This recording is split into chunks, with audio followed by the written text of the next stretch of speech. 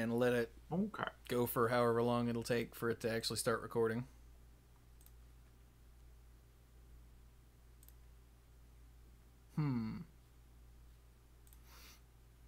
All right, just let me know when you want to do the thumbnail, because I got a, like I said, I got a hat. Do you have a hat? I have several hats. There are a couple right here. There's one right over here, but I don't think I'm going to go with that hat. I think I'm going to go with this hat. It's just off screen. It's right. It's right. Yeah, I'm not going to show it to you yet. It's right there. You're a little too happy about a hat. He's very proud of this hat. For the No, thumbnail. not really. I mean, I've totally oversold this hat. It's just that I have the hat. I had an idea earlier in the week. I that wanted could to put be on a cat in the hat. No, sadly, I don't have one of those. Go to the fair, Cluze. Go to the fair. Like the World's Fair? I can't. We talked about that. Go to the state. You're in a state. Am I? It has enough letters. It's a state. Okay, that's fair. I have no idea what anyone's talking about. All right, let's do the thumbnail pose. All right, hold on. Well, you gotta wait for that there, Bill. Yeah, I know. I'm watching Cluze. What? There, that's better. Is that a hat? What? I can't tell what's on it. It's an interlocking ND. It's a Notre Dame Irish logo. I mean, I could show the other end of the hat. Here, hold on. That's way less 90s of you, Cluze. Flacked. No, that's a P. Oh, placked. Placked. That's not right. any better. Play like a champion today. Now you look more like you would mail us things we shouldn't open. I also have this hat. Hold on. Oh God. He's having fun. Ooh. But I can't wear the headphones, so. That's very Adam I'll just have Savage to of do you. this. That is Not very even Adam maybe. Savage of you, yeah. For the Hearthstone joke, we're gonna be rich. Because it's a Reno Jackson hat. All right, Okay, are we gonna do so this one? should we pose now? Fair enough. All right, Cluze, you gonna pose with the headset like that? No, I'm going to take it down. I'll just Okay. count to 5, okay? All right, 5.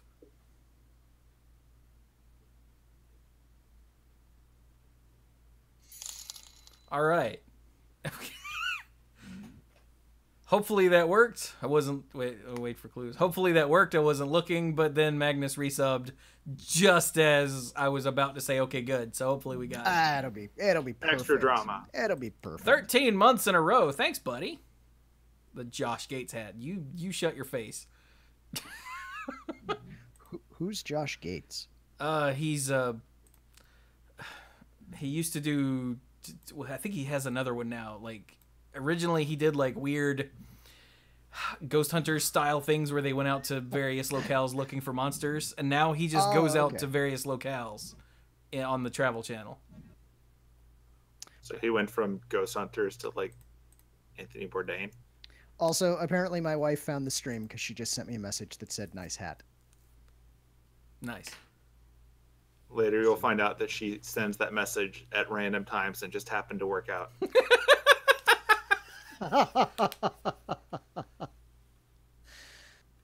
Lord. Ah, All right, quality. let's get started. Okay. Did you guys hear that, by the way? Hear what? Okay, good. My All right, dishwasher excellent. makes sounds that are sometimes like a plap that's really loud, and every time I hear it, I'm like, what? But it's the dishwasher. But since it's really loud, I didn't know if you guys would pick it up. I did not hear a dishwasher. Wait. Do you mean to sound like a plat? A little bit, yeah. Okay, yeah, I didn't hear that either. Did you hear Hold a on. sound like, oh, what? Hold on. Nope, didn't hear that either. Okay. Yak.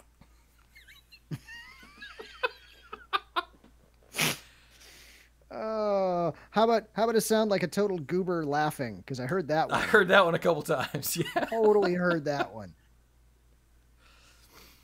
Okay, here we go.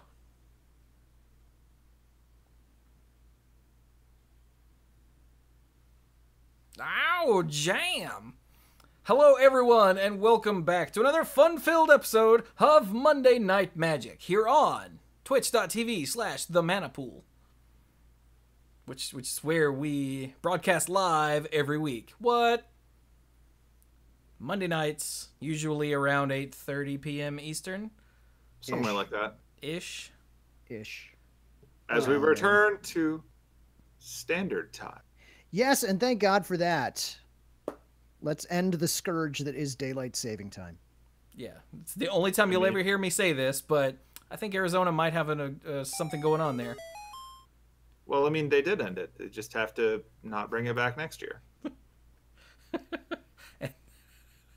And thank you, Shard Wren, for the bits, for the plat of the dishwasher. For those of you listening later, you'll have no idea what they're talking about, and it's funnier that way. Yeah. So I am Chewie, surviving. He certainly is. Surviving my dishwasher, making horrible noises. And for now. To my right is, with a fire ferret on his shoulder still, is Squee. Yes, I am here. And on the other side of the screen, way over there, is Cluze. Thank you. Yes, I am over here. He is not wearing a Reno Jackson hat. I am not. Who's Reno These Jackson? are factual statements. He's a Hearthstone character. Ah, okay. All right. We're going to be rich. And later on in the episode, throw in more names of Hearthstone characters that I won't know. Oh, hey. When I hold the mouse over Cluze, it says free loot. I didn't know you had loot, Cluze. Of course. Hey, it's not free though. Hey, Cluze. Yeah.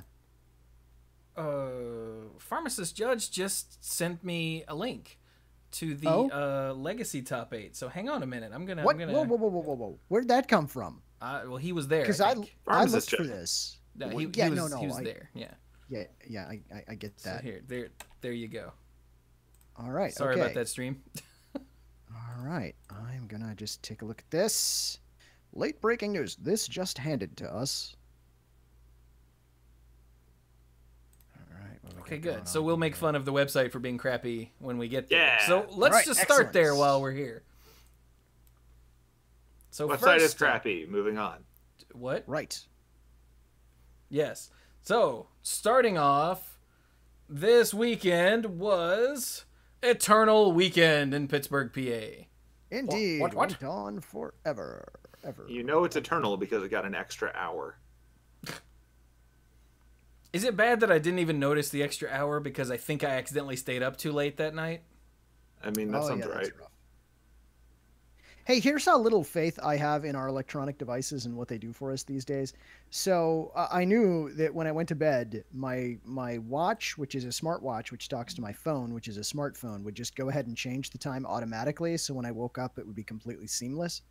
But I didn't trust that it would do that right. So I dug out one of my old digital watches that isn't a smartwatch, that's just a watch, and I set it to what the time should be tomorrow before I went to bed so that I could double check it when I woke up. So this is both a tale of how little I trust our current technology and how much of a total dork I am. And how much of a horrible waste daylight saving time is. Oh, it is a horrible. I'd like to rail about that. No, you do it you do it twice a year every year. No. Okay. Friends don't let friends use DST ever for any reason. Stop it. Stop it now. I'm sorry, Eternal Weekend? I think we were talking about Eternal Weekend. Pretty sure that's the thing that was going on here. So tell me, Chewie, Eternal Weekend. Yeah, so Eternal Weekend. Well, we've got the Vintage Top 8 here on the website. Yep. And we don't play Vintage, but we're just going to tell you who played what and what they played and who played it. Well, no, wait. We have that one too. Yeah, that one's got the deck list. Okay, I'll go to that. Sorry. Carry on. Ignore me. Okay, ignoring you. So we've got the winner, I think. Is this the winner, or is this just top 8? I think this is the winner. If you go to the vintage... Ooh. Crap. No, I think that's right. I think that is, in fact, the top... That is the winner. That one's the winner. Beyond that, I don't know. Okay, wait a minute. Okay. So, Pharmacist Judge was there, and he sent me this spreadsheet here that actually has proper finishing place. So thank you. Thanks, Internet. All right, hang on. I have too many. There we go. Actually, you know what? We're just gonna... Oh, I can't edit this. Okay, never mind. No, you can't. But I got to tell you, so far, this is the best show ever. Isn't it? It is. It's riveting All right, radio. shut up. I'm having stream issues, all right? Audio listeners, just deal with it. Okay, so it looks like Brian Koval won playing Paradoxical Mentor, which is what's it called? Paradoxical Outcome and Monastery Mentor. Okay? Okay. All right. Now, according to this spreadsheet, which I have already lost, second place was Nam Tran, who is playing, here we go, Ravager Shops, which is Arcbound Ravager and Shops. That's Mishra's Workshop. There it is. Yeah. Okay. Okay. Yep, I'm with you. So in third and fourth, we're not entirely sure who's who, but we've got Kyle Dorgan. Yes. Here we go. Also playing Paradoxical Mentor. Yes.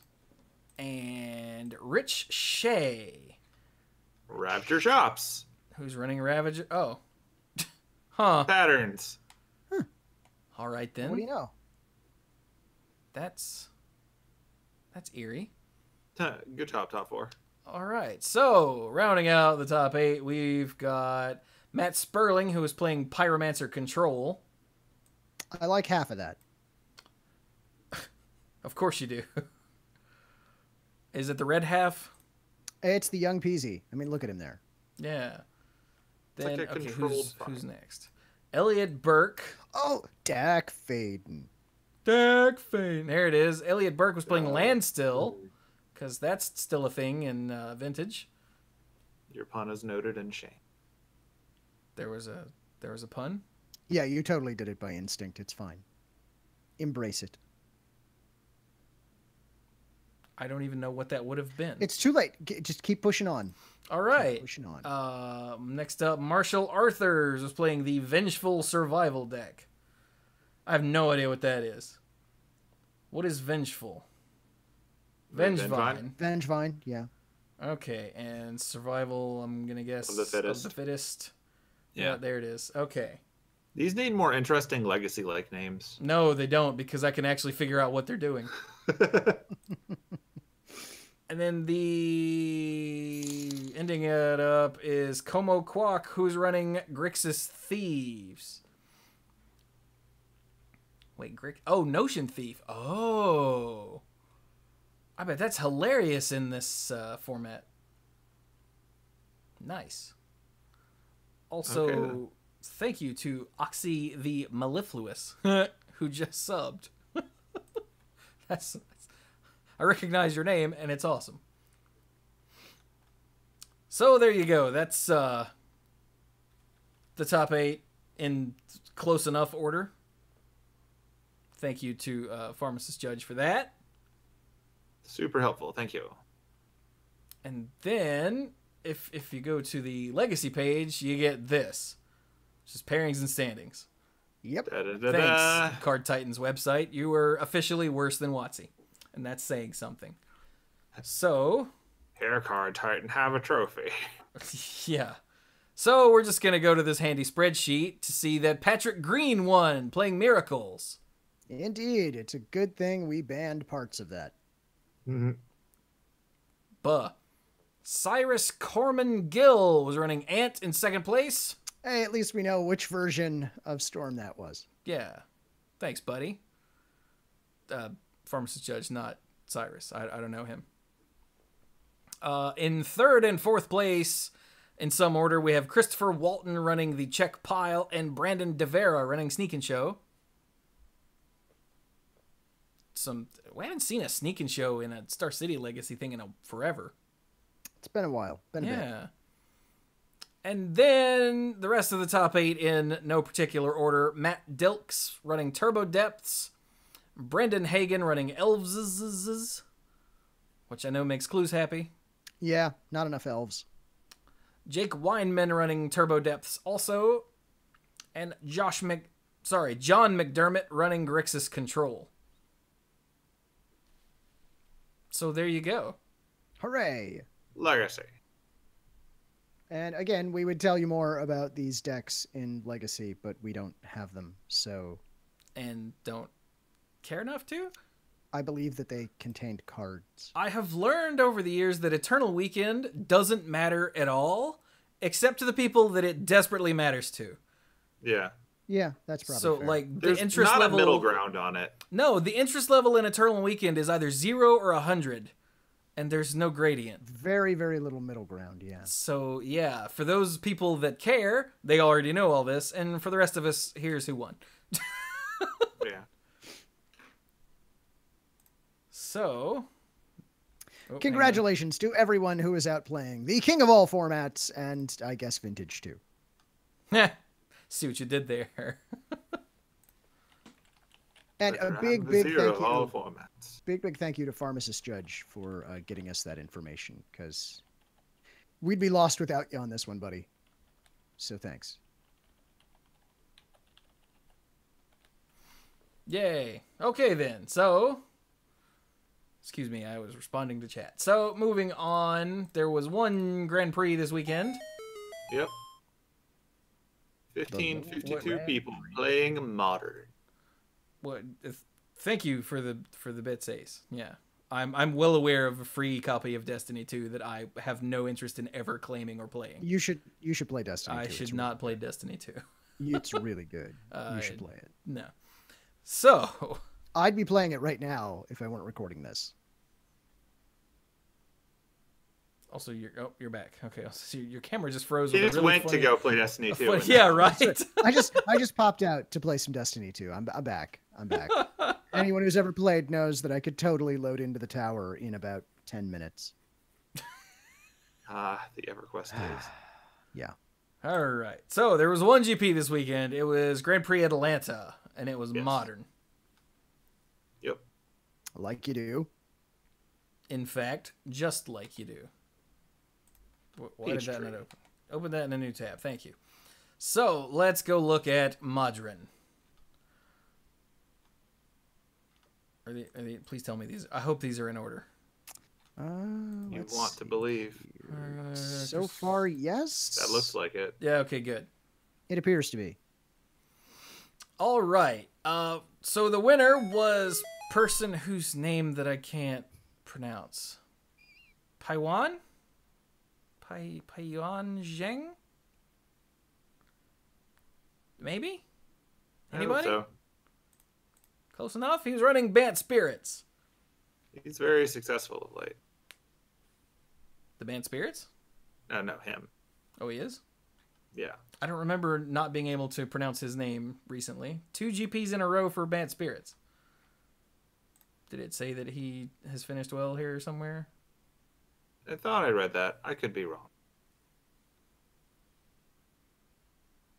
Either way, congratulations. You obviously did well this weekend.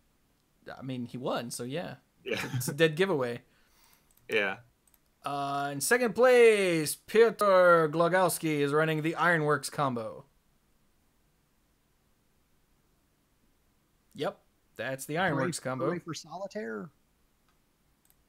Pretty much.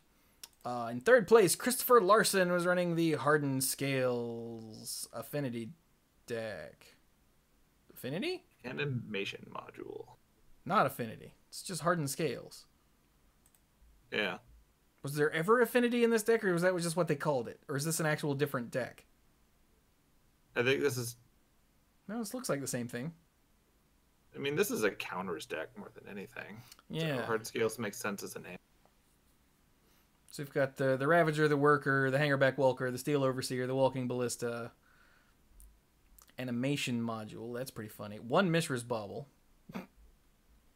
Mox That's Opal. just something you find in your car. Welding Jar, right?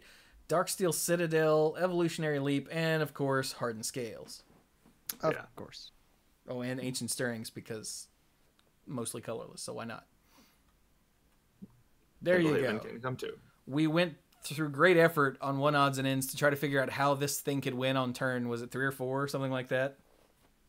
I remember that, yeah. Yeah. It was kind of a fun, like, logic puzzle. Yeah.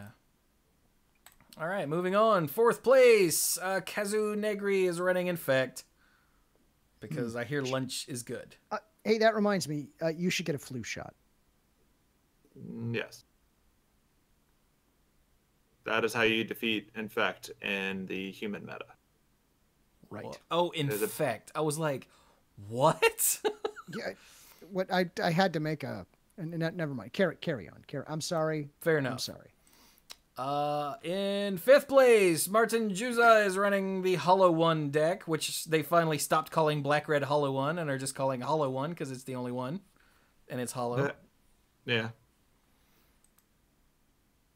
Anything? Nope. Oh, apparently it's Kazu. Okay. Isn't that what I said? I don't know, but somebody in the chat was pointing out that it's Kazu. If that's not what I said, that's what I meant to say. Okay, yeah. Carry on. I'm sorry, Martin Yuza. Yeah, notice the... Wait, no, that's Flamewake Phoenix. Whoa. Neat. Okay, anyway, moving on. Oh, wait, no, this is a Hollow One. Of course it's Flamewake Phoenix. Never ignore me, I'm tired. Yay. In... I forget what place. 6th place, we have...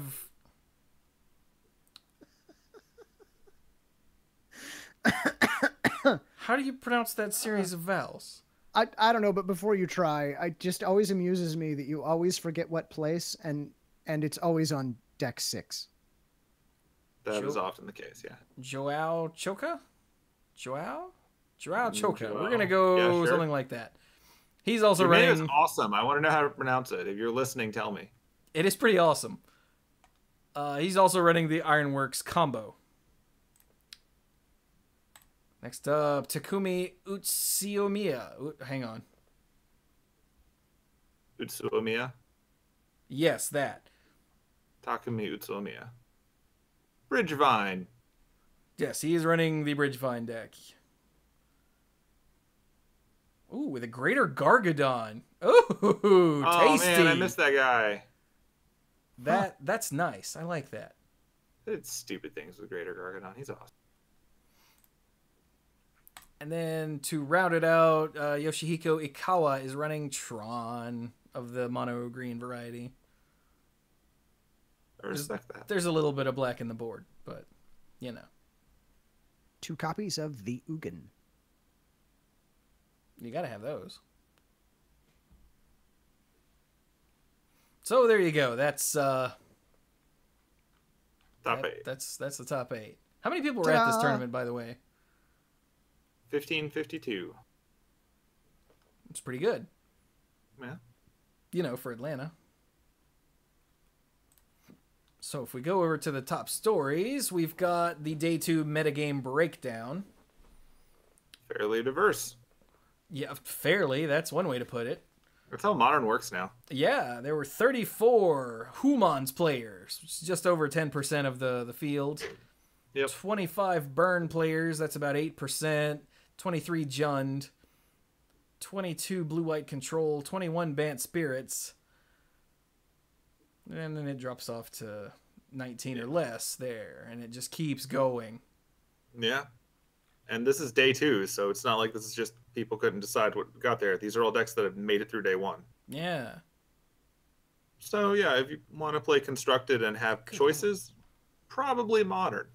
You know what? I'm going to run through the rest of these because it's funny. Tron, Dredge, Hardened Scales, Red-Green Velacut, Ironworks Combo, Grixis Shadow, Jeskai Control, Infect, Storm, Devoted Company, Runaway Red, The Rock, Ad Nauseam, Affinity, Amulet Titan, Bant Company, Bogles, Elves, Izzet Phoenix, Abzan, Mardu Pyromancer, Naya Zoo, Grixis Word, Taking Turns, Blue-Red Wizards, and Other at 25, which that means there's 25 others because all of these go down to 2. So other means... You're there, or you could get your degree. Yeah, you can major in business management or accounting. But, like, that means there are 25 other single archetypes that didn't fit into any of these. That's insane. Yeah. Oh, he even talks about it here. 8-whack, Bridgevine. Oh, was Bridgevine a singleton? Holy crap, it was. Wow. Bright to Light, Scape Shift, Burning Spirits, Cheerios, Devoted Evolution, Domain Shadow, Fairies, Grixis Delver, Hollow One, Jeskai Aggro, Living End, Mardu Phoenix, Mono White Martyr, Possibility Storm, Scred Red, Sultai Midrange, Teamer Delver, Thopter Sword, Blue Red Control, Blue Red Kiki Jiki, Pyromancer Ascension, White Black Tokens, White Black Zombies, and White Blue Spirits. And death. That is a hell of a hell of a diverse format. I want to see the Cheerios list. Right? Why is the Cheerios list not here? Wait, in Modern, doesn't that have to do with the Pure Steel Paladin and Zero Cost Equipment? That sounds right. I think it does.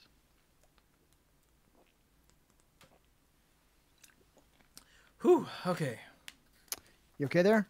Yeah, I survived reading deck lists. Barely. All right. Whew. Thank goodness. Huh. And thus you survive tournaments. Yeah, I was actually surprised that I didn't see any Arclight Phoenix in the top 8. Oh, it even says no Arclight Phoenix has made the top 8. There were 6 copies in the top 32. That's the new Guild's Phoenix that has been showing up in Standard and Modern and is quite spicy. Yeah. Okay then. So that's that's Atlanta. Yeah. Peachtree. Peachtree indeed. That's what I hear. And just like that, we're done with tournaments. Because as far as I can tell, Star City didn't have one this week. So yeah, so as of this morning's news, we're done, right? Yeah.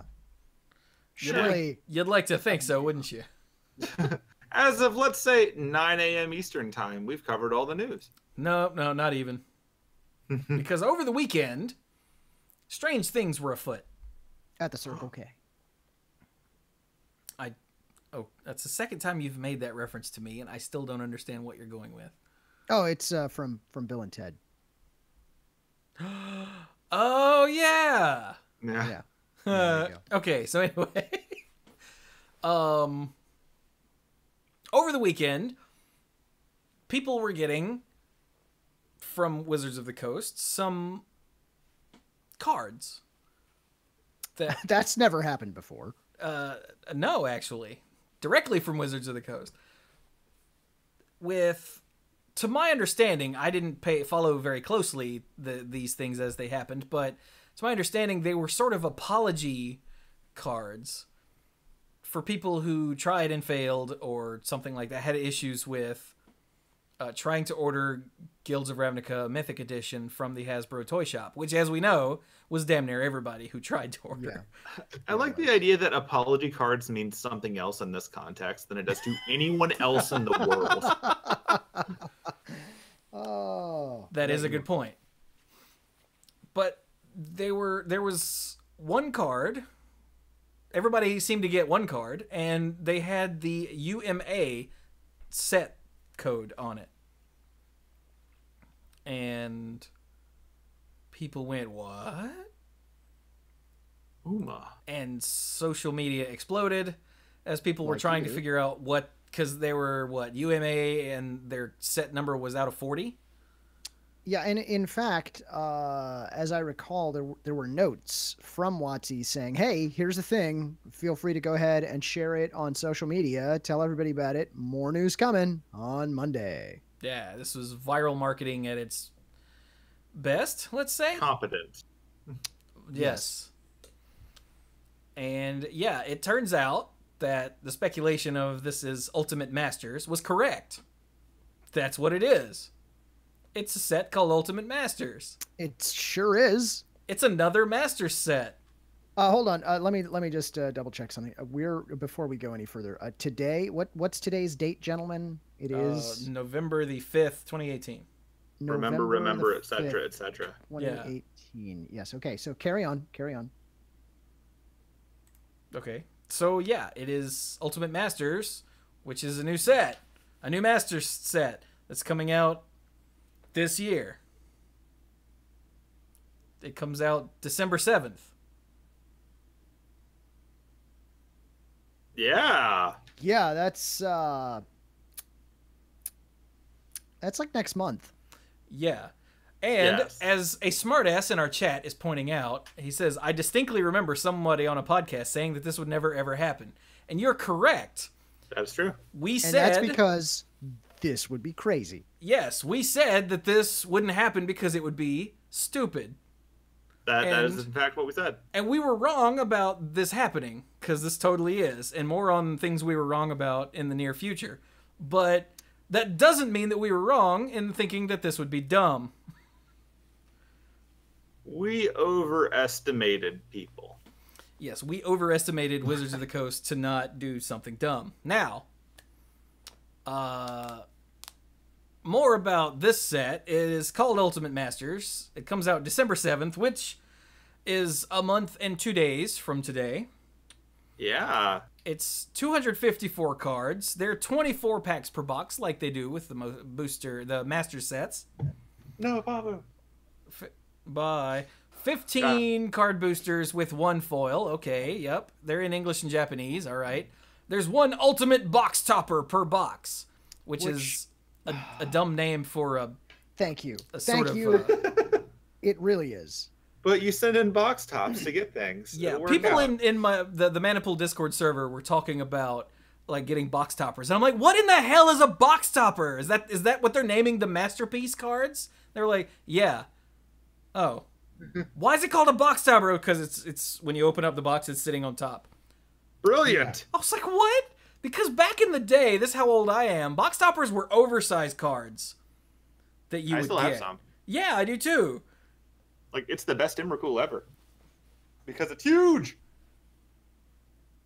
I don't know if I got the Emrakul, but yeah, they were box toppers because they were huge, so that's what we called them.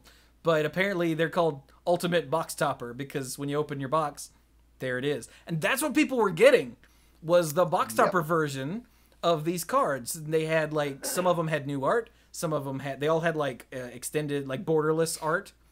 Yep. And like zoomed in borderless art is really cool, actually. I'll show them here in a second. Which the borderless art technology is pretty awesome. It is pretty awesome. Here, actually, I'll just scroll down right now and show you some. It's like getting a card that's already been altered to look good. Yeah. So like your okay, these colorless cards don't really do it justice. Let's scroll down a bit. Yeah, like here we go. This Eternal Witness, you can see instead of just lopping off the borders, they actually zoomed in so it spread out to cover the where the borders would be. So you're getting the same art, it's just larger. Right. Yeah. And it's really cool. Like Cluze, buddy. Yes, sir. Did you see the art for Dark Depths? I did see the art for Dark Depths. Did you see the full art for it? I sent you a link earlier. I did. I saw that link, and thank you for sending it. People in the Discord server were wondering if this would affect your love of diving.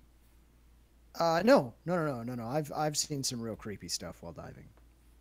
Like Merit Lodge, though? Maybe not the quite trick that is to creepy. get out while there's still ice counters. This is why global warming is actually going to kill us all.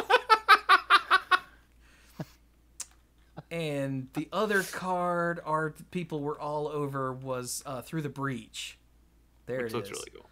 Oh yeah, the Through the Breach art is pretty awesome. This is Nahiri right here, actually pulling Emrakul into freaking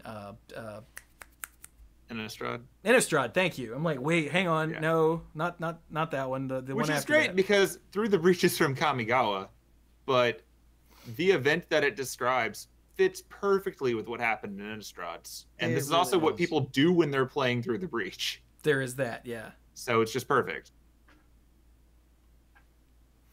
So yeah, as you can see, these are really cool. More on those later though.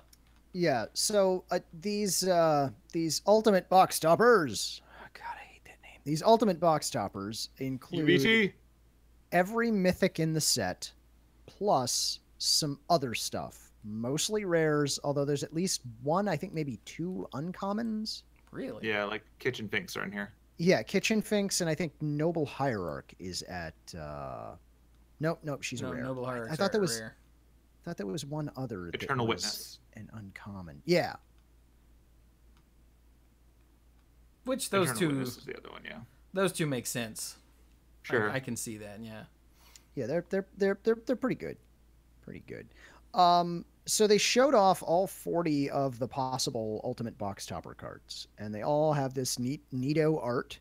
Yep. Although they occur in the set as well, with not quite as neato art because it's not the full frame, Right. but still pretty sweet. So if it was new art, like for Snapcaster Mage, for instance, it is the new Snapcaster Mage that's in the set. Other than that, I think there's like one or two other cards that we know about, including Entomb, although it's not on here. Entomb was shown officially on a WotC site in this set. But hey, if you want to know more, since the set's right around the corner, get ready, get set for previews. Previews will take place the Monday and Tuesday of the week of Thanksgiving, with the full set on Wednesday. Wow. Yeah. 2 weeks, everybody. So wait a minute. So the 19th and 20th Yeah. will be preview season. That's correct. 2 weeks. That's actually awesome, because never-ending preview season actually makes me sick. So Good news. Getting this out just will be awesome. Yeah. Sure. So there's more, though. I'm not done yet. So you get one Ultimate Box Topper per box, and as from what I understand, these aren't like masterpieces. You don't find them in the set. Like, they're not randomly in boosters. No, They're in I these think little just packs. Yeah, they're just only in box the special toppers. pack. Yeah. Now, when they say special pack, they mean this on the screen right now, which is the Ultimate Box Topper. They didn't just throw this $high card on top of the packs in the box. They're actually in a little tiny little booster thing. They put them in there so that on the secondary market you can gamble hardcore. Although, sealed product, not for resale. Look at it right there. Oh, I see it. I can barely see the age 13 plus because they put together this in a hurry. So, you get your Ultimate Masters box, and you get the one box topper. And so that means it's a master set, so they're going to be a little expensive. Just skosh. But it's $335.76 MSRP per box. Yeah, you heard that right. Say it again. $335.76. My God. For a 24-pack box. Yes, that's right. 24 packs. Now, these will only be available as boxes at game stores. Right? Yes, that is the plan. Which that decision right there, I'm super happy about that decision right there. Yes, that is brilliant. And the MSRP is so high that I don't know how game stores could jack it up too high and still have people actually buy it. So Life will find a way. Yeah, I was going to say, I'm not really sure I agree with you there. Because this product... Okay, so let's... Are we ready to talk about conceptually this product? No, not yet. Okay. Also, you can get a 3-pack blister pack at like the big box stores, Target and Walmart, etc., for $34.99. It will not include an Ultimate Box Topper. Correct. It'll just be 3 packs. Right. Box. Yeah. So how much are they per pack? Because it doesn't say that anywhere. On Magic Online, you can buy them for $7 a pack. But Which would never scale up. yeah, but that doesn't mean anything. They're $14 according to chat. Per pack. Yes, that comes out to $13.99 a pack when you divide by 24.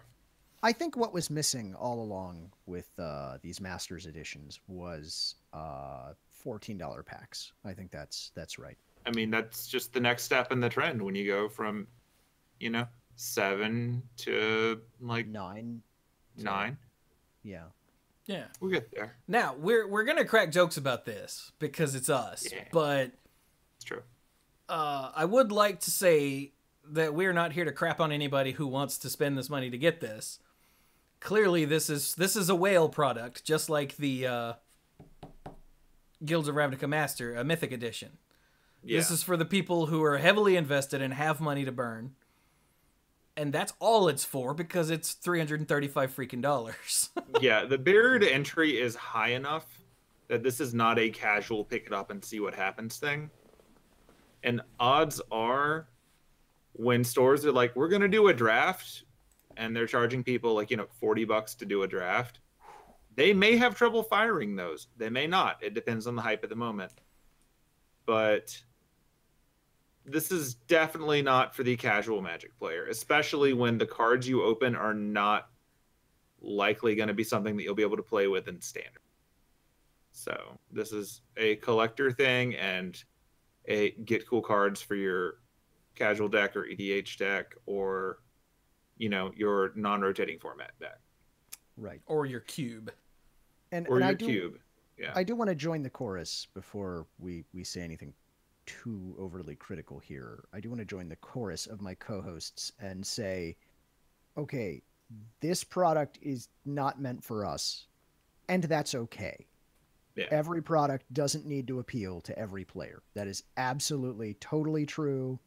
And I'm sure there are people, although there have been a chorus of voices that are like, that is crazy talk to pay that much money. There's been a lot of that, but I'm sure that there are people that are like, oh yeah, I can't wait to get my hands on this, and that they're really, really stoked about it. And for them, great. Good on you. Good on you. I'm glad. I'm glad that WotC has finally found a product that is expensive enough for you, is what I'll say. Yeah. But wow. Let me say something. Let me put also with another positive note. When Guilds of Ravnica Mythic Edition happened, my biggest complaint about it really was that this was a product that they could have put into the local game stores to drive sales at the local game stores, and they did not. Yep. They made it only through Hasbro's website, which is a little like, I'm going to say it's a little like throwing yourself down a flight of stairs. What do you mean a little? Except that I think you'll probably find the overall experience of throwing yourself down a flight of stairs more rewarding than using the Hasbro. What he's trying to Toy say Shop is that website. unlike the WotC website or the Hasbro Toy Shop website, if you throw yourself down a flight of stairs, you know where you're going. Yes. You know you're going to get there, and you know about how long it's going to take. And you know right away.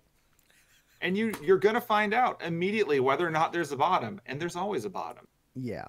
When you go to the toy shop, you don't know what you're going to get, but you know it's probably still going to hurt.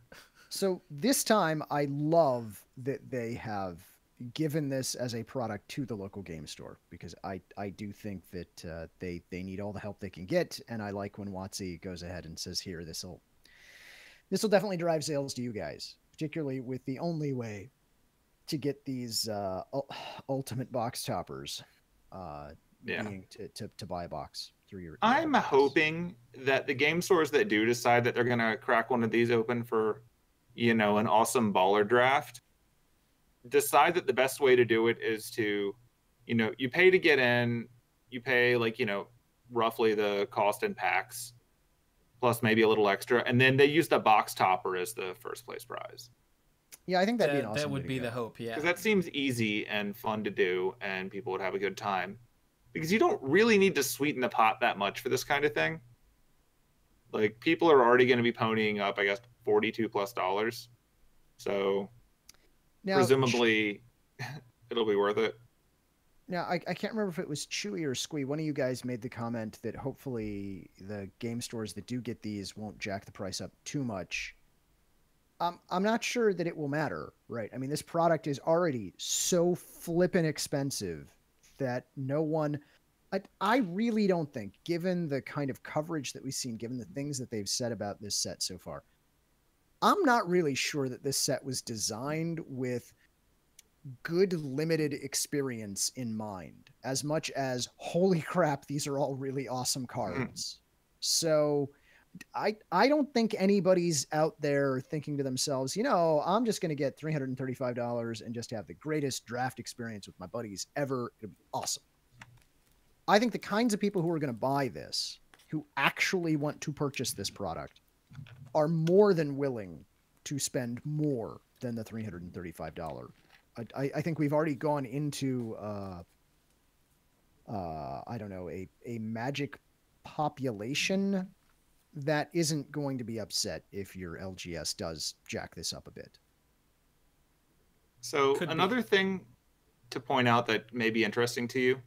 When you're looking over that giant list of all of the ultimate box toppers, I want you to remember that if the box is MSRPing at $335.76 for your 24 packs and your box topper, and stores have blister packs, like these are a thing that you can find at $35, then buying 24 packs of blister packs is going to come out $55.84 under getting a box. So if you just want the cards and you don't want to play the ultimate box topper lottery, you can save yourself $56. But if you want to, play that game, then keep in mind that you're paying essentially $55 to open one of those box toppers and hope it's a cool one. So the math is interesting, how big the jump is between the blister packs that you can get at any store and getting the box at a game store. Well, the blister packs, if I remember correctly, are only going to be at the big box stores. Is that right? That's probably the case, but I don't know that. Okay, maybe not only, but they will be at, like, they will be at stores. those. That's the point of them. Yeah. But just keep that in mind. I think that it's one of those rare times where there's a sizable difference that is entirely chalked up to the value of the special promo buy box, effectively. Because normally that's just like a nice extra when you go through the trouble of buying a whole box. But in this case, it's nearly a $60 add-on to get that. Yeah. Which some of these are going to go for that easy. Yeah. Easy. I mean, these are not going to be things that, everyone has. And if you like to have that cool thing in your binder, then this is one of that cool things in your binder. Yeah. So, with all that said, I have a lot of problems with the way that this set and its release is being handled, but the price tag is not one of them. Like, if they want to charge $335 for a box of this, whatever. Hopefully, there will be enough in there to make it worth it. And if not, well, then that sucks. But that's not one of my problems. Yeah. Do you mind if I move on to the next topic in this topic right here? Do you mind if I talk about that for a second? I have no idea what you're pointing at. I'm in the show notes. I was clicking on the show notes. I can't see the show notes without showing the stream the show notes. Okay. Yeah. Well, then I'm just going to do it. Wait. There's one more thing that's here. Yeah. This is the last master set for the foreseeable future. Right. This is the end. Beautiful friend. I think they said, quote, for a while, unquote. Yeah, well, in this, it says for the foreseeable future, so... Yeah. Right. It says we're instead focusing on other products that will also include reprints, but... Yeah. So that's a thing. Yeah. Totally a thing. Yeah, which, considering this will mean we had 2 master sets a year for the last 2 years, I mean... That's probably good. It's probably good. Like, throwing a theory out there, I think that what they've realized is that having the master sets be, this is where we put all the really cool stuff, but we have to charge a lot for it, caters to one audience, but then still trying to build something that you can, in theory, draft or play with, caters to a very different audience. And what they've probably realized is that they can make separate products for both of them. And one of them might be here's all these awesome, cool planeswalkers that you can get through the Hasbro Toy Shop. And the other one would be, let's actually just make sets that are probably fun to draft using reprints. Like they can do stuff like Conspiracy and Battle Bond and put crazy reprints in there and cater to both of those audiences. Right. So instead of everyone getting something that's expensive for what they want to do or watered down with a bunch of cards they don't care about because they just want cool reprints, they're probably splitting those efforts. And that's what I think any business would do 5 or 6 of these in. So that's my theory as to why that would be happening. That sounds good. So, okay. Cluze. Yeah. You wanted to do something new. What is this? Yeah, I totally want to talk about. Okay, so this set is coming, right? Yes. It's gonna be a thing. It's gonna be a spectacle. No matter how you feel about its pricing or its EV or the cards or the art or any of that stuff, I think we can all agree it's totally gonna be a thing.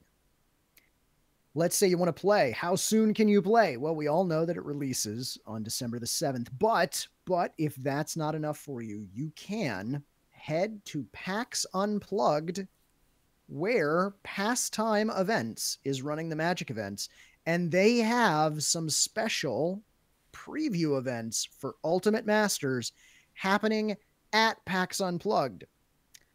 Now, we have Ultimate Sealed going on. We also have Ultimate Two-Headed Giant going on, and I happen to know that my lovely wife is watching the stream right now, and so I'm going to ask her a question that I have not yet asked her. Hey, honey, you know how we're going to PAX Unplugged? How would you like to play Two-Headed Giant with Ultimate Masters Sealed for the low, low price of $120? How's that sound? You want to do that?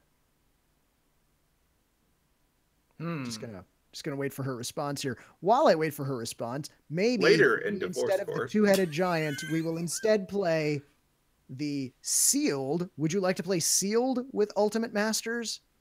How would you like to pay $80 to play Sealed with Ultimate Masters? How would that go? I mean, 2 blister packs would be $70, so there you go. Yeah, I'm gonna say it's value? Question mark? So how much is the draft? Just while you're throwing out amounts, because I assume you had it open. Let me see if I can find the draft. Chaos draft. Ultimate draft is $40. 40. Okay. And I guess that's not terrible. Yeah, that's not actually bad. closer to scope with drafting. That's not bad. So my wife has responded about the Two-Headed Giant. She asks, "Can I buy a ukulele instead?" I actually think that's a better idea. Will the ukulele have extended art? Yeah. Actually, yeah. Well, then there's no decision here on it. Yeah. Yeah. So yeah, they're running one of each Sealed, Two-Headed Giant, and Draft on Friday, November 30th, and on Saturday, December 1st. And then they're doing Two-Headed Giant and Sealed on Sunday. So check out the PAX Unplugged schedule or pastimes.net or whatever to figure that out. But there you go.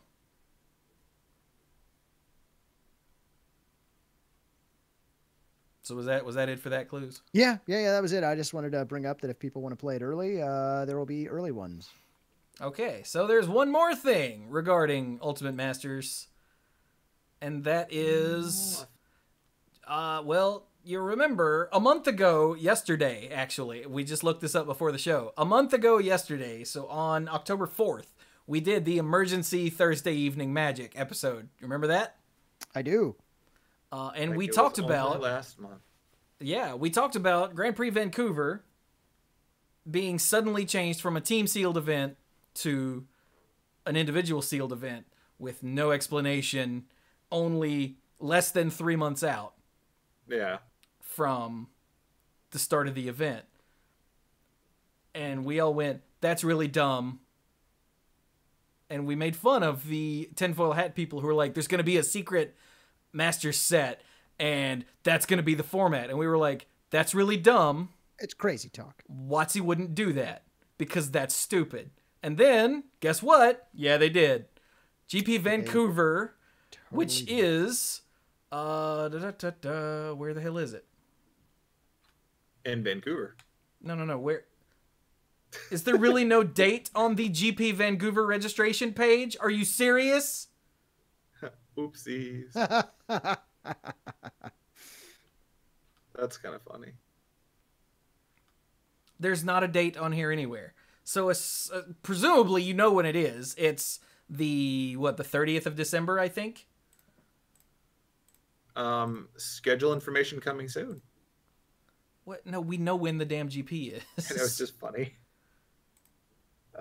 Yes, it's Friday the 28th through Sunday the 30th. Okay, is the thank you. event. I was just going to the site to look it up because it's not on the registration page. Which is quite possibly the dumbest thing ever. Also, there will be no same-day main event registration, just since we're spitting that out. There hasn't been same-day main event registration for years now. Correct. I'm saying it because people may suddenly change their mind about this since they just changed the format a month and a half out. That is true. And I assume they've changed the pricing accordingly?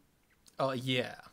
Okay. So, yeah, to get into the main event, it's $150 Canadian, which is how much, Bill? 115 US. 115 US, right.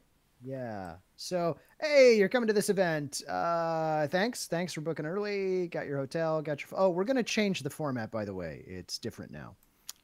So time passes. Oh, hey, we got good news. We got bad news. Good news, super neato new set. Bad news, oh my God, the price. So they started by suddenly, without warning, changing less than 3 months out, changing this event from team sealed to individual sealed, completely annoying lots of people that were planning on going. And people were very public about this. That's why we talked about it on that episode, is because it made a big splash when they did this. And so now, a month later, they said, by the way, it's this crazy new format. Yay. So for those of you that already booked a flight and whatnot, planning on playing normal things, guess what? It's going to cost you twice as much. With no warning. Yeah. Comparatively, no warning. And for everyone who already said, well, if it's not team, I don't want to go, and made other plans, hey, it's crazy, super limited format because there's this, and there's Magic Fest some other place. Now, I know we've joked in the past that Magic players have a tendency to complain about just about anything that happens. That WotC could release packs that have a $20 bill tucked inside, and people would just be upset that it's not a $50 bill. But at the same time, $40. Then here we are. My God, they don't make it easy to plan for these sorts of things. I mean, it's neat. It's an interesting set, I guess. I mean, I don't know. We haven't seen the rest of it yet. It might be an interesting set. But it has the information you have now if you want to decide you're going. These last minute changes are just terrible for anyone trying to plan what to do. Yeah. By the way, Magic Fest Prague, January 11th through the 13th. Because remember, next year, they're going to be Magic Fests, which is really neat. Magic Fest Prague will be Ultimate Masters. Just throwing that out there. So it's not like Vancouver's your only shot, but the other shot's in Prague, and it's only less than 2 weeks later. So, yeah, you know. So the fact that this is insanely short notice, and it's during the holiday season, like, all of this just comes together as a big middle finger to people who were thinking of going, or were maybe planning on going. And the fact, we were talking about this before the show, the fact that this is all so last minute and crammed in at the end of the year, to me, and possibly my co-hosts, this smells like corporate meddling. Yeah. Like, this smells like... I'm getting. Yeah, this smells like Hasbro going, hey, you know that set you were going to release next year? Nope, you're doing it this year. Do it now, but you can't announce it till this time. And so, but Channel Fireball had to make the change on Vancouver because they didn't know about it when they set the schedule. This whole thing stinks of last minute nonsense. It does. And it's possible that they didn't make the announcement. So I've got my own tinfoil hat theories about some of this stuff. But it seems like they weren't willing to make the announcement until after they knew that they could actually get enough of this printed to make those events happen. Quite possibly. Okay, that wouldn't surprise me. That's not even a big jump.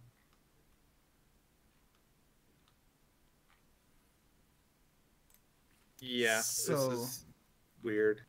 The idea that you might have decided with your friends that you want to go play this team limited event, well, if you go, they do have team sealed. It's Ultimate Masters, $300 Canadian. Oh, God. That's a side event, right? That is the Friday tournament, yeah. Yeah. Like, it's not the main event. It's a side event. But that's what you get to do on Friday if you want to do 3-player team sealed. At this event, that was originally the point of it, was team sealed. Now, unlike a lot of other formats, you have to practice a lot if you want to be able to play in a team limited format. You could show up without it, but odds are if you're taking this seriously, you're putting in a lot of time. And if you're willing to pay $228 US for the privilege, you should take it seriously. Except this is going to be a lot harder to practice. Yep.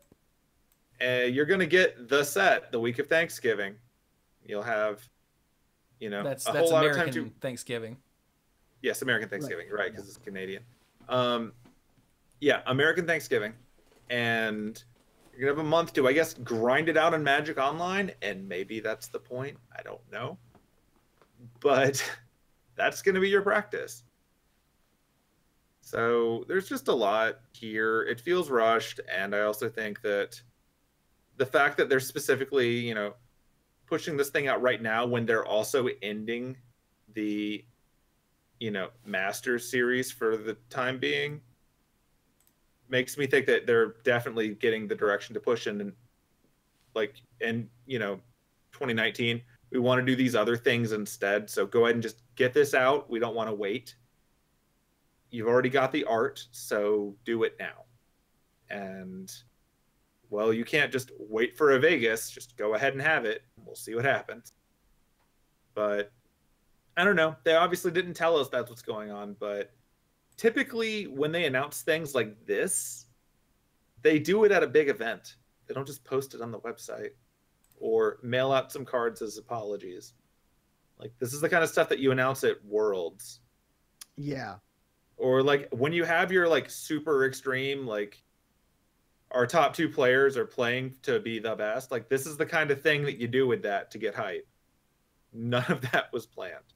There's no normally, way. WotC so carefully controls, or at least they plan to carefully control, how the rollout goes with preview cards and what gets previewed when and who they're talking to and where they're showing things off to kind of string out and maximize the hype. And this time it's like, new set, everybody. Here's all the mythics. Here's the stuff you care about. We'll give you the rest in a few weeks. Yep. See you in Thanksgiving. So yeah, if you're all about some Ultimate Masters, by all means, go for it. It's probably meant for you. Yeah. I hope you have a lot of fun with it. I hope it turns out to be amazing, but I'm still going to wonder pretty much forever if it would have been better if they'd been able to take their time and roll it out in the way that they roll out every other product they release. We don't really get a month of hype and surprise with this one. I mean, you get surprise. we got a surprise. Sure did. So yeah, while I personally don't have a problem with the price tag, because let's be real, I haven't been able to afford anything that Magic has released in 5 years. So this could be $1 million and I'd be like, well, that's not for me. It could be $20 and I'd be like, well, that's not for me. So that's completely irrelevant to me. So looking at it from the outsider's perspective, I don't care what it costs. Yeah, that's really high. That's really high. That's really high. That's really high. Is it high? It's really high. You went out and you got a giant expensive box and it either has a console in it or 24 packs of this. Yeah, exactly. But again, I recognize that it's not for me. Right. And that's fine. And to all the people that have been complaining about it being so expensive, they probably didn't buy the previous Master sets. So shut up. Your opinion doesn't matter. So... It's probably not for you. They've released 15 million other products this year that were more likely for you. Yeah.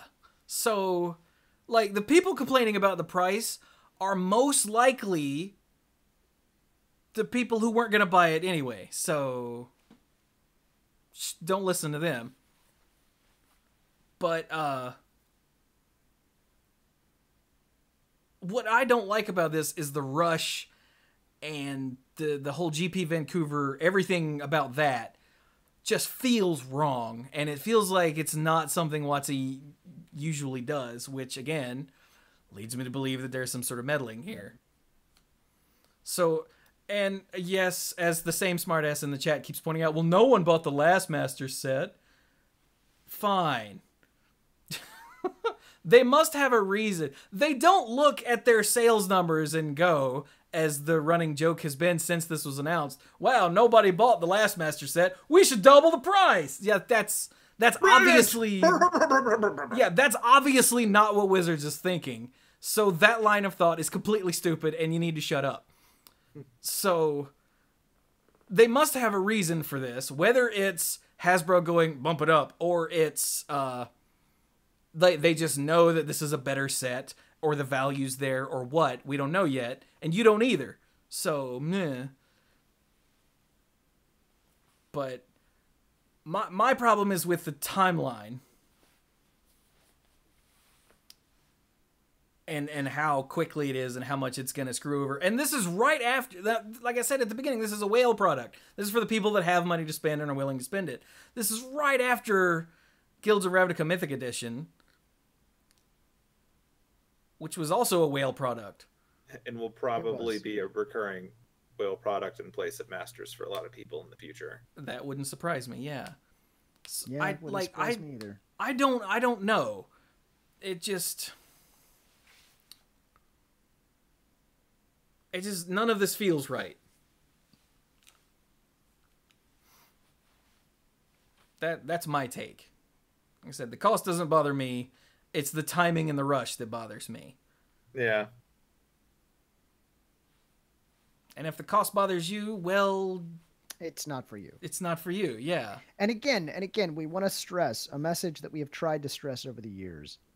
WotC can make a thing that's not for you, and that's okay.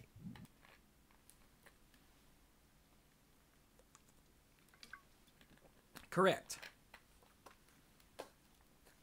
Like, oddly enough, after the first one, I don't see very many people that don't play Commander complaining about the Commander products. Yeah. I'm just saying. True Name Nemesis was still a terrible idea. Jeez, here we go with this again. Well, it was. So anyway, let's move on. All right. Are we done with Ultimate Masters? Well, we won't be until after December. Don't worry. Once it comes out, we'll be running head on into Ravnica Allegiance in late January. That's true. So we won't even have time to think about it. And it's Mythic Edition. And let's see. Also, as always, links to all of these things are in the show notes. So if you want the announcement, you want a link to the reveal stream on YouTube, you want a link to the preview events at PAX Unplugged, you want a link to the GP Vancouver stuff. All of that's in the show notes. Okay? Okay. Yes, sir. But the problem is, if we stop there, I think we're done with this episode, because there's nothing else in the show notes. Yeah, well, I don't know that there's necessarily a problem with that. No. I want you guys to go, like, since we're done talking about the real news with it, I want you to go back to that Ultimate Masters list and look for the mono white cards. Yeah, and sure. when you find one, we'll tune in next week and tell us where it was. Yeah, let us know. Yeah, so real quick, let's run through these because it's funny, and I've already run myself out of breath once with a list, so let's do it again. Okay. We've got Emrakul the Eon's Torn, Karn Liberated, Kozilek, Butcher of Truth, Ulamog the Infinite Gyre, Snapcaster Mage. Wait, wasn't that where the mono white would be? Yeah, it's where it would have been. Huh. Temporal Manipulation, Bitter Blossom, Demonic Tutor with sick art. I like that art a lot. I like that he's teaching the guy how to row a boat. He's like, no, like this. You have to use your back. Coordinator, you go in circles. We have creepy Japanese ghost art, Goryo's Vengeance. Yeah. Which is vastly superior to the original Goryo's Vengeance art, which is a little... Agreed. Yeah. Agreed. Liliana of the Veil, Micaeus the Unhallowed, Reanimate. With a Grave Titan in it. Holy crap, that is a Grave Titan, isn't it? You're reanimating the reanimator. That's pretty funny. Tasigur the Golden Fang. No banana. Completely inferior because of the lack of the zombie head fruit bowl. Yeah, it's missing out. Terrible. Balefire Dragon through the breach with the sick art. Eternal Witness. Life from the Loam with also sick art. Is that new? Or I've seen it before, is that from but something else? I just don't know. Like, Okay. it's one of those things where, like, we've seen art like that enough times that I'm not sure if that's new or if it's just similar. Yeah, I'm not either. Noble Hierarch. Tarmogoyf. Ah. Yeah. Vengevine. Gaddock Teague. Leovold, Emissary of Trest, Lord of Extinction, Maelstrom Pulse, Sigarda, Host of Herons, Fulminator Mage. He looks happy, doesn't he? Look at my art. Look at it. I will destroy the land. Non-basic land, you are mine. He's all proud. He's like, wow, I didn't he's like realize a happy flaming Skeletor. I didn't realize that had a push to talk. That's really cool. Kitchen Finks, Engineered Explosives, Mana Vault, ooh, Platinum Empyrean, who looks like he just like woke up and is staggering home in this art. I feel like he's gonna ask me for like my clothes and motorcycle. Right. And I would probably give them to him if I had a motorcycle, since that last guy stole it. Aw. I need to stop hanging out in random truck stuff. You really do. Ancient Tomb, which is rare, by the way. Yeah. Cavern of Souls, Celestial Colonnade, Creeping Tar Pit, Dark Depths, Caracas, Lava Claw Reaches, which I'm really amazed there was any need for that, Raging Ravine, Stirring Wildwood, and Urborg Tomb of Yawgmoth. I think Lava Claw's there by virtue of we got a cycle. Yeah, pretty much. That would be People the get- one that I would get if I put down $300 for one of these boxes. People get Yeah. real pissed if you put out just part of a cycle. I guess. That's true. Seems like an odd cycle, but maybe though that particular cycle is big in Commander or something. I don't know. I know I've got like all of my copies of all of those in Commander decks. So I think they wanted to put Colonnade and Tar Pits in it, Yeah. and that meant that they felt like they had to bring the rest. I can see that. But anyway, so there you go. That is the complete list of the ultimate box toppers. I like how still a the dumb- fancy, special versions don't have flavor text, so their layouts look cleaner a lot of the Oh, time. yeah. Yeah. And, I mean, no granted, the reminder box is text also either. smaller, but they look clean. Yeah, they also don't have reminder text. Yeah, I was just Yeah. looking at Goryo's Vengeance, which has 4 lines of reminder text, and this has none. Yeah. Actually, it was no, not reanimate. I like to compare, look Haze. at the two noble hierarchs. Noble Hierarchy. Yeah, that is a lot cleaner. Yeah. Nice. Anyway, Yeah, so that's really the highlight of the day. All this neat stuff. whoop, wrong one. I look forward to the inevitable wallpaper posting for some of these. Yeah. Oh yeah, that's gonna what? Excuse me. There we go. Hi, Ah. it's us again. We are seeing. All right then. So, I guess we are done with this episode because Magic Online had nothing interesting. Yeah, your Magic Online news is that this product is going to be in Magic Online on December 7th at $6.99 a pack. It will not be redeemable. That's your news.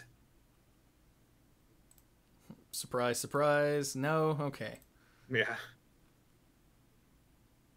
All right then. So, what you got then, gentlemen?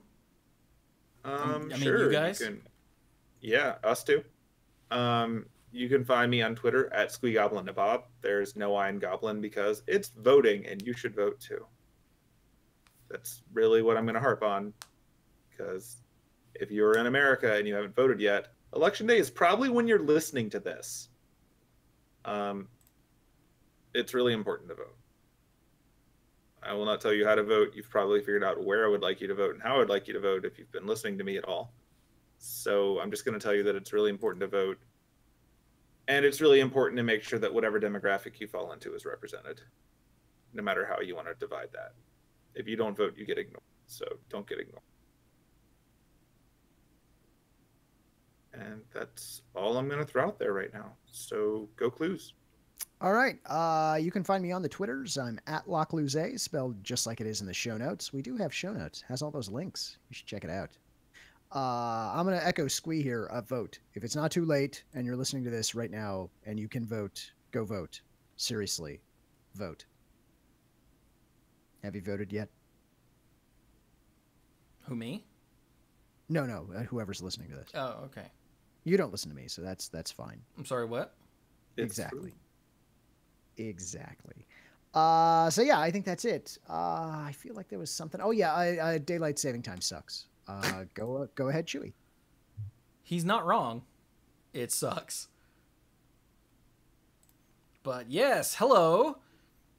First off, doing a charity live stream for Take This again this year, November 17th, and possibly 18th, depending on how dead I am. But it's going to start probably in the late morning, 11, 12 o'clock, something like that, and we'll go until I drop. So I'm planning on at least a 12-hour stream. So it's going to, like I said, it's going to be for Take This, and it's going to be a lot of fun. I'm trying to come up with a theme to tie all the games that I play together, but I'm having trouble narrowing it down. Maybe my co-host can help real quick. I've got it. Yeah, we can spitball some ideas. I've got it narrowed down to, what was that? Magnus just threw 1,000 bits and said, "Go." There's no swearing on Monday Night Magic. Vote. Excellent points. Excellent points there. Is that a kilobit? It's a kilobit. I hate you. You should. It's awful. Maybe Anyway, slap your head. It's so maybe you guys can help me out. I've got narrowed down right now to either doing all roguelikes, because I want games that you can play for an hour or two, and then move on to another game and not feel like, oh, I wish I could have finished that story or something. So roguelikes are good for that. Yeah. And because roguelike is so broad, it's like superhero movie. It goes across all kinds of different genres. And I've got a bunch of different genres of roguelikes. So that's the leader right now. Sure.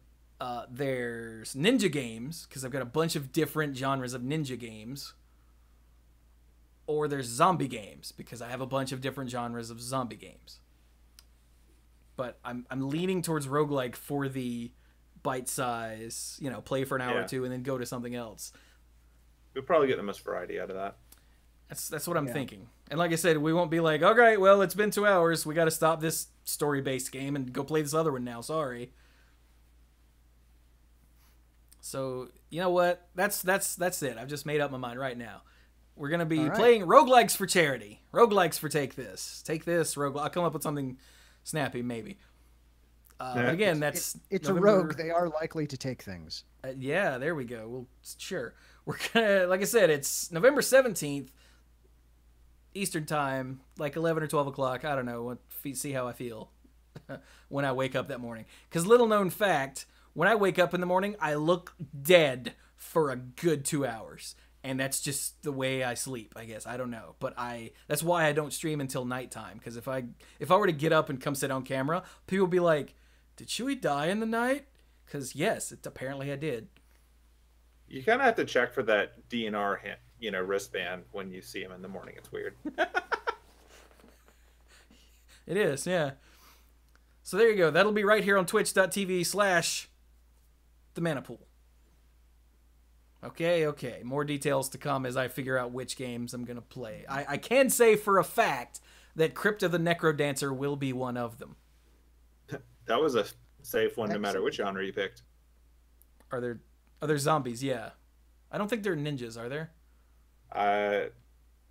The thing about ninjas is you're never entirely sure. That's fair.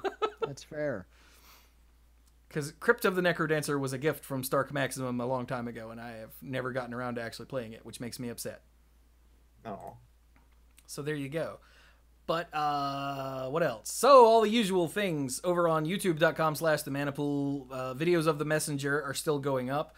That game is awesome. Do what? That game's awesome. That game is awesome. So my first stream session, I played it had discrete levels, and I played through them, and it was awesome. And then right at the end, it became it went from an 8-bit game to a 16-bit game, which blew me away, even though I knew it was coming. Yeah. And then I stopped streaming for the night. And then like a month or so later, I picked it up to stream again because I finally ran out of YouTube videos. And it turned into this crazy Metroidvania game where I'm jumping back and forth between 8-bit and 16-bit on the fly. And it blew my freaking mind. It was weird because watching you play it, I'm like, it's like you were playing Ninja Gaiden mixed with Sonic CD. Because that's kind of what was happening. And it's so cool. The thing is, like, because you, over the course of it, have to get the hang of a lot of reflex jumps, and you utilize the, like, NES style, like, enemies spawn every time the screen moves off of them, they leverage that in the game design. So it looks like you're some kind of super unstoppable speedrunner when really you just have to do that to get across the room. Yeah. And there are a couple really of rooms appreciate where I'm over this giant bottomless pit, and I drop down to see what's going on, and there are these enemies coming towards me, and if I wait too long and they get too close to me, I now can't use them to get across the pit, and I have to go off screen and come back. I think it was really nice because one of the big things in gaming that game developers like to talk about is how in the original, like, you know, NES style games, you didn't assume that people read a manual, and you didn't really build in tutorials. You had to use the game mechanics to teach people how to play. Mm-hmm. So a lot of that is like you put a reward there, you go towards the coins, and then you find the 1-up. And that's how you learn these are what coins are, this is what a 1-up is. And you put things in places where people are naturally going to want to go. And I could see that at work in every bit of the game while you were playing it. So you could tell that it was put together by people who knew what they were doing. So I would recommend checking that out if you haven't. Go watch it. You're putting up the recordings, I assume. Yeah, they're going up on YouTube. Yeah, so watch those when they go up on YouTube. It looked like a lot of fun. And the music is super catchy, like a 18... Oh my god. Like an 8-bit or 16-bit classic way of... It's so I've been listening to this for an hour and I don't hate it. It's so... The music is so good. So, yeah. And by the way, if you want to buy it yourself, earlier today, I signed up to be a Humble partner. So you can use the Humble partner link. And if you buy it through the Humble store on humblebundle.com using my link, then I get some manner of kickback. I don't know. I've never done that before. But if you're going to buy it anyway... There you go. But anyway. Also, I got the Golden Warlock that went up on YouTube, and I did Layers of Fear. I played the scary game that went up in 3 extra long parts on YouTube. And actually, right before the episode, I was working on a Lost Eternal video that I had and I forgot to edit, where I tackled this campaign that's one fight, but it's like a puzzle, and it was really interesting, and I'm glad I recorded it. Yeah. So yeah, that'll be going up soon, along with more Messenger and this. Nice. Monday Night Magic. But anyway, here on twitch.tv/themanapool, that's where I stream things like Eternal and what is this? Monday Night Magic and the Manapool and the Messenger and Layers of Fear. And on Halloween itself, I streamed a game called Darkwood that I didn't like at all, but I'm going to try it again using the mouse and keyboard like I'm supposed to. And yeah, I also played some Dead Island that night. That old first-person zombie killing RPG. It's pretty good. Nice. So all of that and more. I got to finish The Walking Dead before the charity stream because I want to. And that's fair. I've got a few other games in mind to start streaming, so yeah, come hang out here on Twitch. So, now, if you would like to become a lifeguard and be a sponsor for Manapool Productions, then you can do that on patreon.com/ the... I just realized there are 5 of us on the call now. Really? Yeah. Yeah, there's a Sky Bison and a Fire Ferret that have joined on the call. Anyway, you can go to patreon.com/themanapool and become a lifeguard. The uncommon lifeguards get early access to YouTube videos and to Manapool episodes. And they get a silver name in the Manapool Discord server because they're uncommon. Because uncommon. Yeah, the rare lifeguards get a gold name in the Discord server and get the early stuff and get access to the odds and ends, which is the behind-the-scenes nonsense recorded before and after both Monday Night Magic and the Manapool that is uncensored and unfiltered. And then finally, the Mythic lifeguards get the Mythic Orange name in the Discord server. By the way, this confusion came up earlier today. The Discord server's for everybody. All you got to do is click the link, have Discord. If you don't have Discord already, it'll prompt you to download it and make an account and all that. But if you already have Discord, you should totally join. Especially today, we had a lot of good conversations about, Ultimate Masters and lots of Magic stuff, people talking about the charity stream and Hearthstone. There's all kinds of just massive amounts of discussion going on in the Discord server today, and it was awesome. Well, good. Yeah, but like I said, Mythic people get the Mythic Orange name, and you get the early stuff, and you get the odds and ends, and you get the sponsorship shout out on both podcasts and on the end screen for all the YouTube videos each month. So I would like to thank our Mythic lifeguards, Kim Ho, Andrew Hunt, Al, Paul David, Lance Delicious, Team ULS Haru, Connor Kennedy, John Morris, Jeff Spencer, Stuart Slaw, PJ McMullen, Bosco Brattain, Casey, Fayen Says, Danny Liao, Jason Doan, Cody Buckowing, Jake Jansons, Jason Kaus, Gothic Man, Brian DeLucci, Stark Maximum, Keith Moody, John Parker, Violet Moon, Dan Holm, Bartle, Mike Millerburn, and the Beast Father, Aaron Goodwine. And how many long-ass lists can I read on one episode? United States, Canada, Mexico, Panama. Now, don't start that again. But yes, thank you to all of my patrons at all tiers. You quite literally make it so that I'm able to do this. And thank goodness. Because this is the only job I've ever had that I really like. Yay. Goodness knows, I've had a lot of crappy jobs. But anyway. So there you go. That is this episode of Monday Night Magic, which was number what, 630? Yeah, 630. So there you go. I've been Chewie. That's been Squee and Cluze and the Sky Bison and the Fire Ferret. Yeah. So I remember Appa's name, but I don't remember the Fire Ferret's name, so I feel bad. Pavu. Right. And Appa and Pavu. And Cluze's hat, if you were here at the beginning. Yeah, there was a hat. Yeah. One. There so, were two hats. Thank you all so very much for listening. And go play some Magic.